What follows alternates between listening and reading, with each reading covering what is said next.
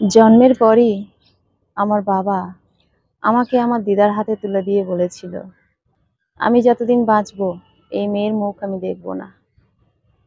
বলেই আমার বাবা চলে যায়।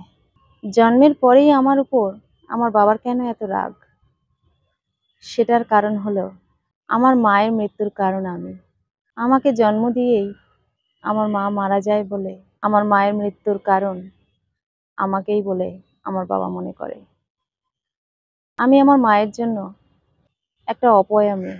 আমার বাবা আমার মাকে ভীষণ ভালোবাসতো, কিন্তু আমার জন্মের পর আমার মা মারা যায় বলে আমার বাবা ঠিক করে আমার মুখ আমার বাবা আর দেখবে না। এখন আমার 25 বছর বয়স। আমার বাবা সেই যে আমাকে দিয়ে গেছে, সত্যি সত্যি আর কোনোদিনও আমাকে দেখতে আসেনি।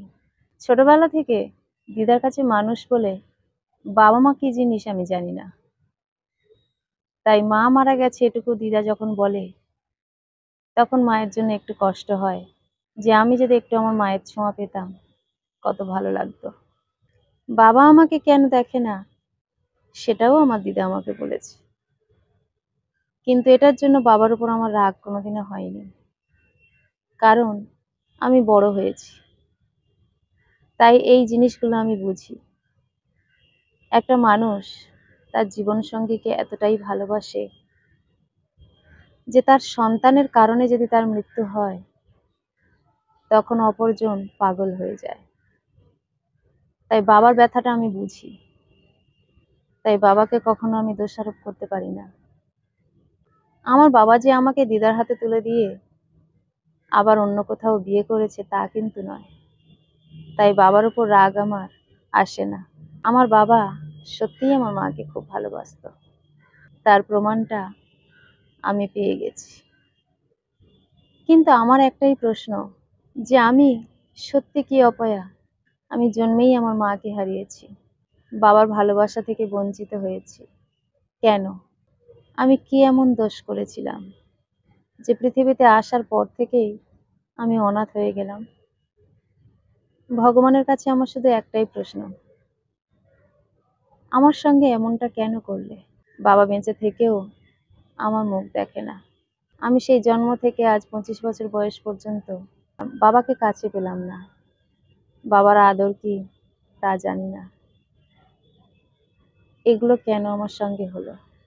আমার মামার বাড়ি থেকে বাবার খোঁজ নেওয়া হয়েছে। বাবা থাকে বাবার বাড়িতেই, কিন্তু একেবারে একা, নিজের কাজ নিজেই করে খায়।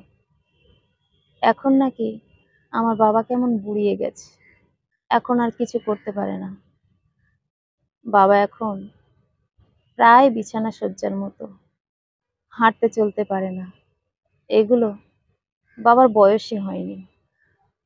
বাবা নিজেকে নিজেই শেষ করে দিয়েছে। মায়ের মৃত্যুর পর বাবা নিজেকে একেবারে গুটিয়ে নিয়েছে, পাগলের মতো ব্যবহার করতে থাকে, উদাস হয়ে ঘুরে ঘুরে বেড়ায়। তাই বাবাকে দেখার খুব ইচ্ছে হলো। দিদাকে আমি বললাম, দিদা একবার আমাকে নিয়ে চলো, আমি আমার বাবাকে দেখব। দিদা বলল, যাবি? আমি বললাম, হ্যাঁ যাব। দিদা বলে, চল, সেই মানুষটা নিজেকে একেবারে শেষ করে দিয়েছে, তুই ছাড়া তার দেখার কেউ নেই। বলেই দিদা আমাকে নিয়ে গেল। এই প্রথম আমি আমার বাড়িতে গেলাম আমার বাবাকে দেখতে।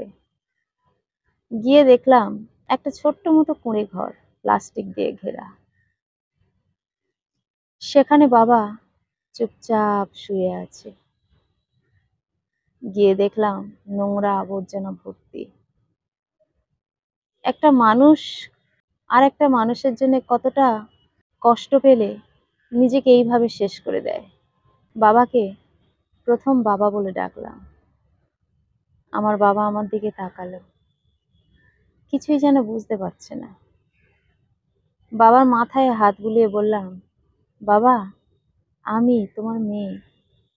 তুমি আমাকে সেই জন্মের পরেই দিদার হাতে তুলে দিয়ে এসেছিলে। আমি সেই মেয়ে বাবা। আমার বাবা যেন বুঝতে পারলো আমার কথাগুলো। আস্তে আস্তে বলল, তুই আমার মেয়ে? আমি বললাম, হ্যাঁ বাবা, আমি এসেছি তোমার কাছে। তুমি তো আমার মুখ দেখতে চাওনি, তাই এতদিন আসতে পারিনি। বাবা তখন কেঁদে ফেলল। আমার মুখে হাত বুলিয়ে যেন গভীরভাবে কিছু দেখতে লাগলো। তারপর আমাকে ফিসফিস করে বলল, তোর মুখটা অনেকটা তোর মার মতো। বাবার কথাটা শুনে আমার চোখটা ছলছল করে উঠল। আমাকে বাবা বলল, তুই আমার কাছে আসবি আমি ভাবতে পারিনি। আমি তোর উপরে খুব রাগ করেছিলাম। তুই জন্মানোর পর তোর মা চলে যাওয়াতে তোকে আমি আর সহ্যই করতে পারতাম না। সেই জন্য খুব রাগ হয়েছিল, তোর দিদার হাতে তুলে দিয়ে এসেছিলাম। তারপর থেকে তো আমার ঠিকানাই আমি ভুলে গেছিলাম, এখানে সেখানে ঘুরে বেড়াতাম। তারপর আস্তে আস্তে কেমন যেন হাত পাগুলো পুড়ে গেল, আর নড়তে চড়তে পারি না। শরীরটা কেমন যেন দুর্বল হয়ে গেল, অসুস্থ হয়ে পড়লাম, ভালোভাবে ডাক্তার দেখাতে পারলাম না। এই কুঁড়ে ঘরে এসে শুয়ে বসে থাকি, কেউ কিছু দিলে তখন খাই। আমি বললাম, তুমি তো একবার আমার কাছে যেতে পারতে বাবা। তুমি আমাকে ত্যাগ করেছো, কিন্তু আমি তো তোমাকে ত্যাগ করিনি। বাবা তখন কেঁদে ফেললো, বলল, আমি যে বাচ্চাটাকে তার দিদার হাতে তুলে দিয়ে বলেছি এই বাচ্চাটার মুখ আমি আর কোনোদিনও দেখতে চাই না, সেখানে আমি কি করে যাব? আমি তো ভেবেছি তোর দিদা আমাকে তোর সাথে দেখা করতে দেবে না, তাই সাহস করে আর আমি যেতে পারিনি। আমি বললাম, বাবা, দিদা কি সেরকম মানুষ? তুমি তো দিদাকে চেনো,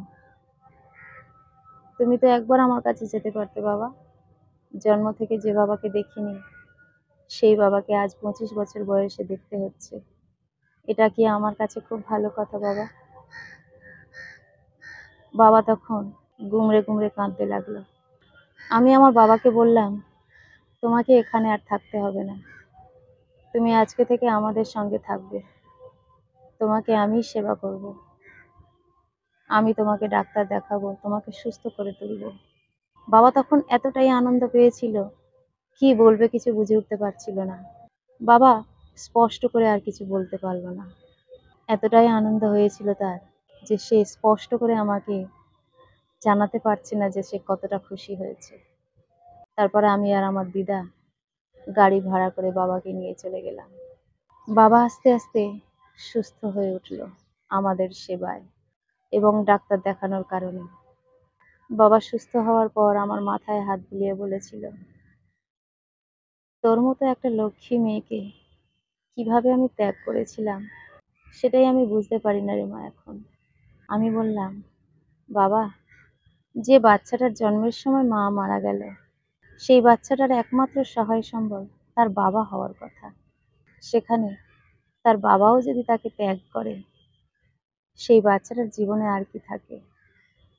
আমার বাবা আমাকে বলল, আর কখনো আমি তোকে ছেড়ে কোথাও যাব না।